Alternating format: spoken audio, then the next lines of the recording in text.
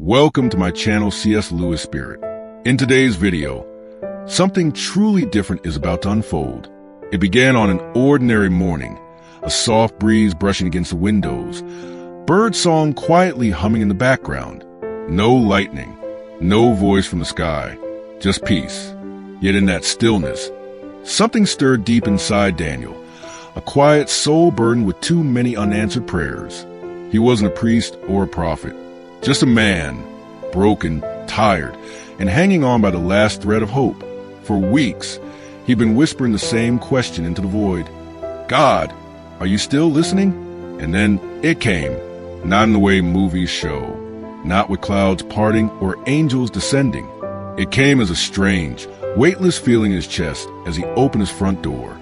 Laid neatly on his porch was an envelope, unmarked, untouched by the morning dew, as if it had just been placed there a second before. Inside, a single piece of paper with just one sentence written in a trembling, handwritten scrawl. Heaven just sent a message. This is what God needs you to hear. Now. Daniel stared at the paper. No sender, no address, no explanation. Just that sentence. He looked around, but the street was empty, silent. Even the breeze had paused, as if the world was holding its breath. He felt it instantly. This wasn't coincidence. Something divine had broken through. But why him? What follows is not a fantasy. It's a journey of quiet miracles, unseen forces, and the way the universe sometimes whispers answers when we least expect them. This is not just Daniel's story. It could be yours. Because if you've ever felt lost, ignored, or invisible, if you've ever begged for a sign, not just from the sky, but from within, this message may be meant for you, too. As Daniel begins to unravel the mystery, he finds himself drawn to people he's never met. A grieving widow with a locked drawer full of letters, a young boy who hasn't spoken a word in 2 years, and an old man who claims to remember Daniel from a dream. Each encounter seems random, until he realizes they're all connected by something bigger than logic. A divine pattern hidden in plain sight. But just as Daniel starts to believe this message from heaven is leading him toward peace, something unexpected happens.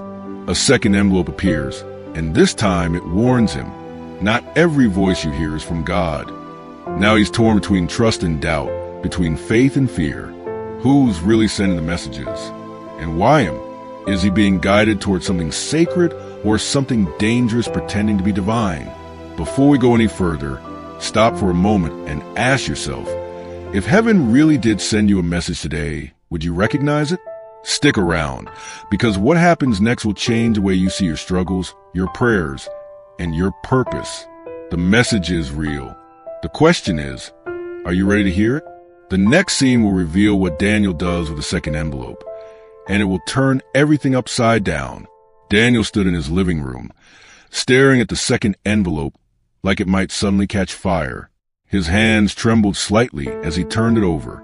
No address, no stamp, just like the first one. Only this time, it wasn't a message of comfort. It was a warning. Not every voice you hear is from God. The words echoed in his head.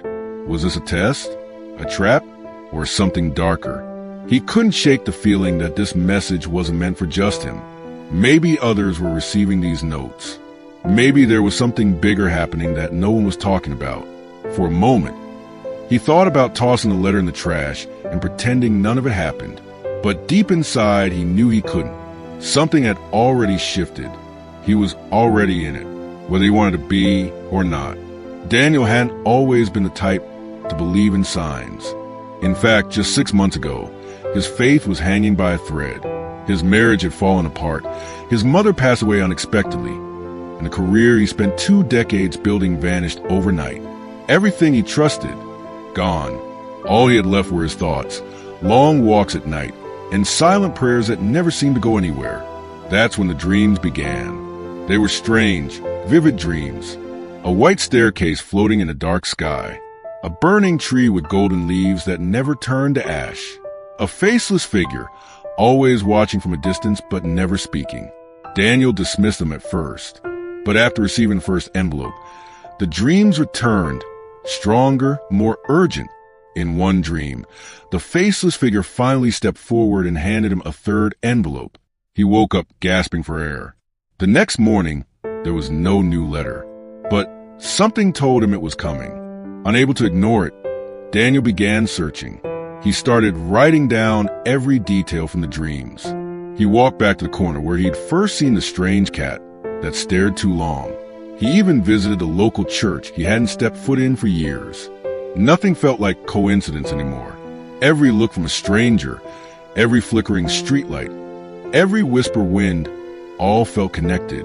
But with each step forward, the warning from the second letter grew louder in his mind. What if this wasn't guidance? What if something was pretending to be divine, pulling him deeper into something he didn't yet understand? And then just before midnight, his phone buzzed. A new message, unknown number. You're not the only one who got the letter. Daniel's heart stopped.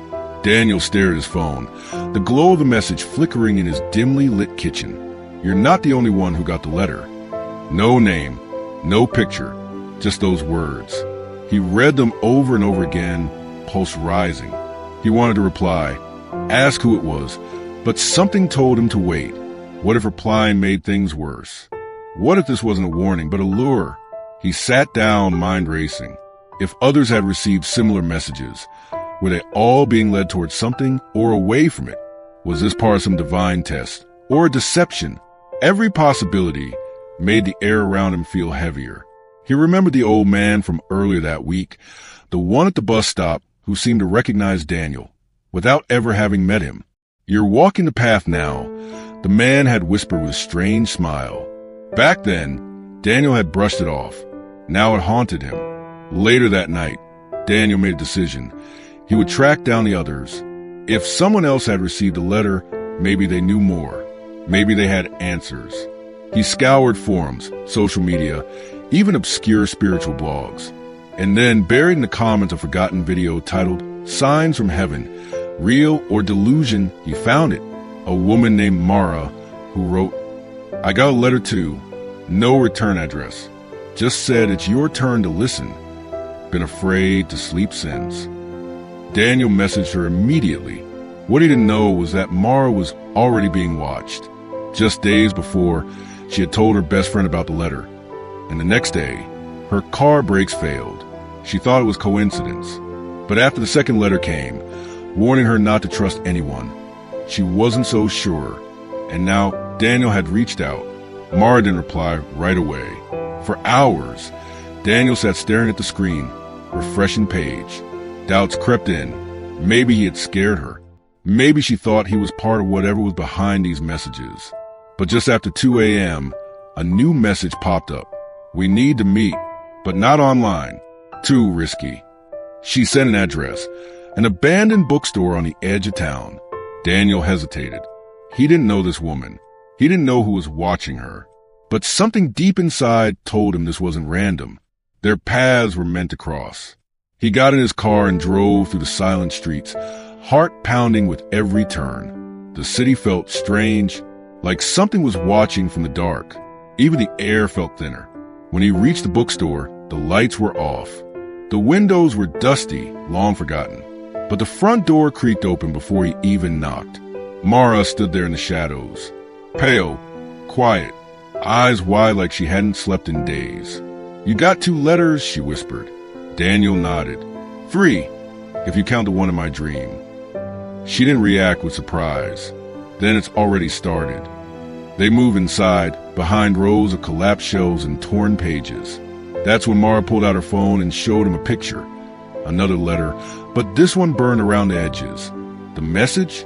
Not everyone who says they're sent by God is. Daniel's throat went dry. There's more, Mara said. One of the others, he vanished last week. After he said he found the voice behind the letters. Daniel stepped back, the shadows pressing in closer. The letters, the signs, the dreams, they weren't just leading him to answers. They were leading him to something waiting in the dark.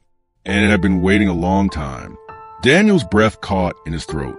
The bookstore seemed to close in around him, every creak in the walls suddenly sharper, every gust of wind outside colder. Mara lowered her phone, her hands trembling. There's something else, she whispered, eyes darting to corners of the room like she expected someone or something to appear. The man who disappeared, He said he wasn't the first. Daniel leaned in. What do you mean? He was tracking a pattern. These letters didn't just start this year. They've shown up before years ago. Always the people who were on the edge, people about to give up, or asking God for a sign. She opened a weathered notebook filled with newspaper clippings, old obituaries and handwritten notes. Some of them ended up dead. Others just vanished. No one ever connected the dots. Daniel stared at the pages. Headlines. Local teacher